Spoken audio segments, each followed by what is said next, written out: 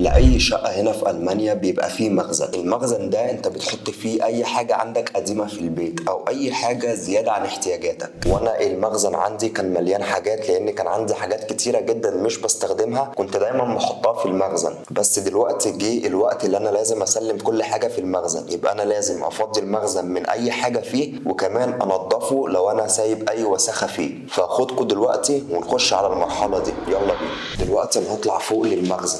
زي ما كلنا عارفين ان المانيا ما فيهاش سطح، ده يعتبر باب السطح. هنا موجود المخازن، بس دي المخازن بتاعت ناس، وانا المخزن بتاعي اللي جوه اللي هناك خالص ده. تعالوا افرجكوا عليه واوريكم شكله من جوه عامل ازاي.